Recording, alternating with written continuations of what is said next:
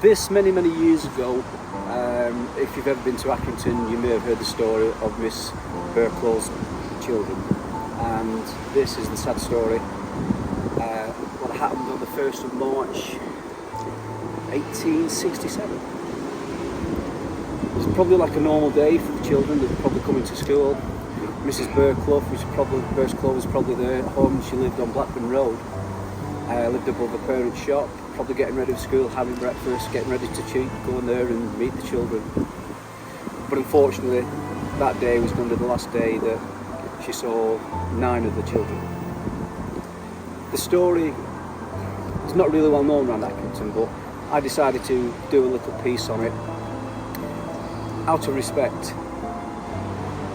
So, on the 1st of March 1867, round about 11 o'clock, there was Mr.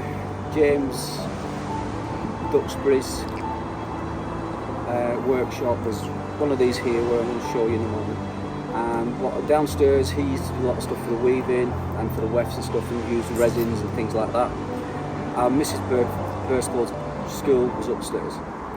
11 o'clock, a young gentleman made it known to James that there was smoke inside downstairs, and so they tried to get everybody out, but unfortunately, due to the thickness of the smoke and also how the fire quickly took hold, because of obviously being a lot of wood there, took hold of the building, they struggled.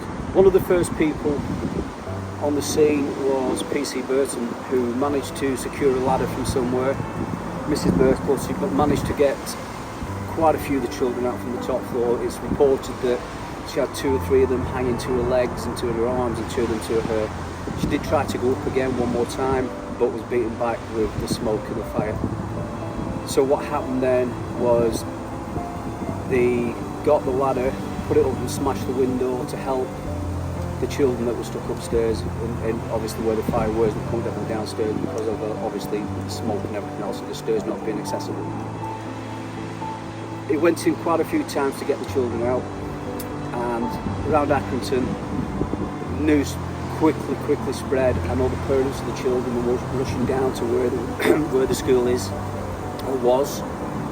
And obviously you can imagine the pandemonium and the panic of them setting in and everything going really bad for them, wondering whose children were still upstairs and who was still stuck. What did happen, unfortunately, is when they were at the ladder, parents were trying to climb up the ladder as well as P.C. Burton to try and get the children out, and the ladder broke. So that wasted time, unfortunately, trying to get another ladder, which they eventually did do from the old corn mill, which used to be behind the school. So at that time, obviously there was a lot going on, the panic, the pandemonium. They managed to get a water supply from what used to be the Black Ball pub over here, and also one from the church that used to be on Union Street. Unfortunately for the 9 children that didn't make it, it didn't come quick enough for them, soon enough for them.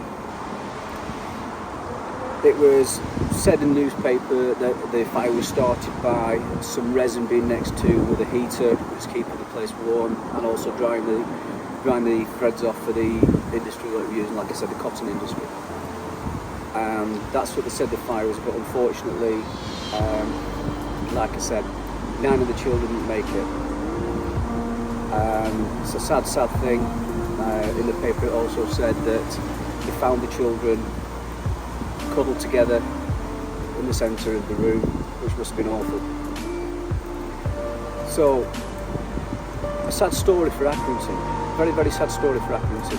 Not a lot of people know the story, but it's one I think I had to do a little piece on, just to remind people, you know, of that sad day, unfortunately, for the children that lost their lives.